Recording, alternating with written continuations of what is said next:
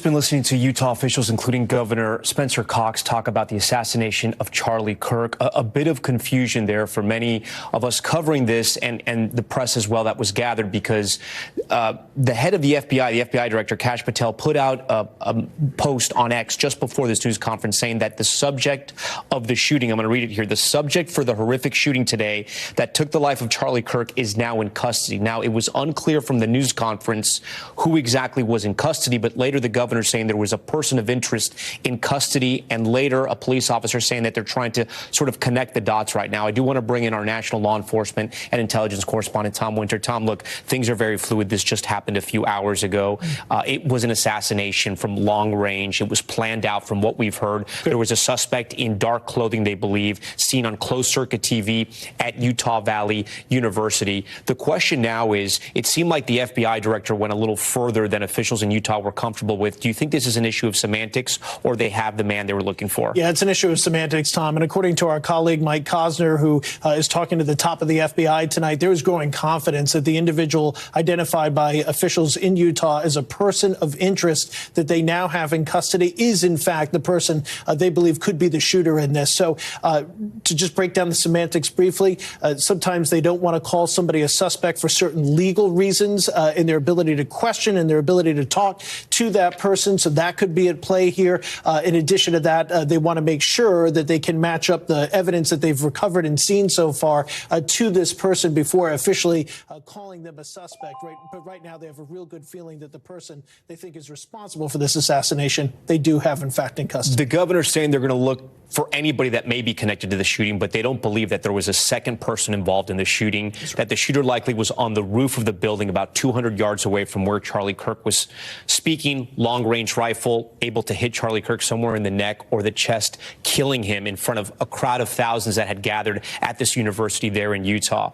I guess my next question to you is, they were talking about the security there. The police officer that was in charge, I think it was the chief of police, they're saying they had numerous officers, clearly in hindsight, not enough, but also the person who had planned this out maybe had thought a little more than others had there and was intent on killing Charlie Kirk even from very far away. I mean, there becomes a point for these university officials, for people at these high-profile institutions. I mean, do we just go to Secret Service protection for every single major event? Right. Because that's the type of thing that you're seeing. And by the way, we still had 2 attempted assassinations on then-candidate Donald Trump, now President Donald Trump, and he did have Secret Service protection, as we well know. If this individual was some measurements 500 feet, some 200 yards away with a semi-automatic rifle, that is not a particularly difficult shot for somebody that would have planned for this, would have had access to the weapon to be able to conduct what they were able to conduct today. We should clear up something, too, that officials cleared up as well. There was a lot of video and initial report that the suspect was in custody early on, and there was social media video of an elderly man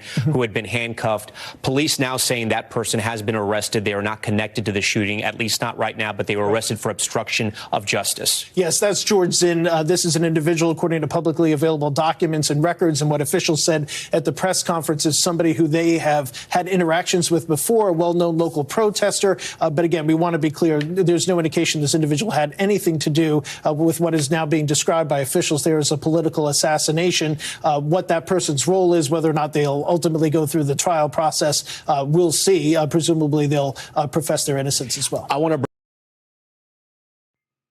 Hey family, so I'm here to report about what happened today with Charlie Kirk. Charlie Kirk was a white supremacist, racist, bigoted idiot who everything he equated that was wrong in the United States was due to black men and black women.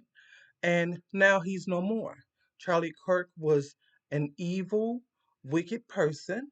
And, you know, I'm not going to say, because I don't want to be cruel, because I'm not like that. And this says Black Lives Matter, by the way, so please don't think that I'm MAGA, okay? But I'm not going to say that, he deserved what he got, but he deserved what he got. He really did. He deserved exactly what he got because of Charlie Kirk's racist views and rhetoric. A lot of black men have been harmed. You know, a lot of these brothers that are truck drivers and different uh, you know, um, jobs and everything that have been out here, and they found them uh, lynched, but they say they it was suicide. Yeah, see, people like Charlie Kirk has brought about all of those things on our black men. So I have no sympathy for Charlie Kirk. I feel like he got what he deserved, and the Most High Yah knew that this was his time and this was his time. And so this is what occurred.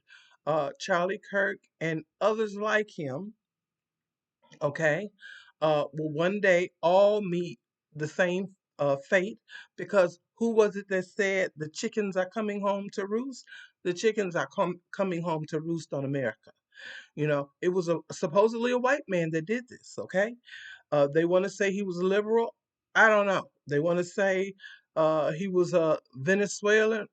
Mm, I mean, we just don't know. But see, these kinds of things are short-lived. And for all we know, his very own uh, government could have set him up. We don't know, you know? So Charlie Kirk learned a very valuable lesson that he will carry with him into hell, and that is get off the top of the Most High Yah's people. That's what you got to do. Get off of our necks, because the Most High is tired of seeing them step on our necks.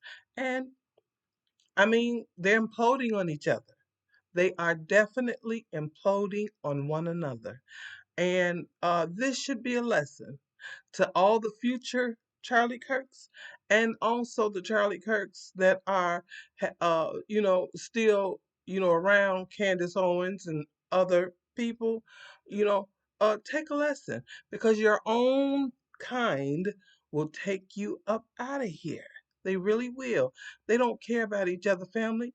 They preach all this brotherly love and white love and all of this stuff. Family, they have no love for one another. Before we ever came in contact with those people, they were fighting each other, they were killing each other, they were taking each other out, they were doing all kinds of things to each other. And once we came into the picture, I mean, it didn't stop from them doing it to one another, but we were the buffer. We were the buffer that they used to take out their anger, and hatred on us. Okay. And that gave them one commonality. So it is what it is, family. Uh, I had tacos for dinner tonight. What y'all have? All right, family. Thanks so much. Have a blessed one. Take care. Bye bye.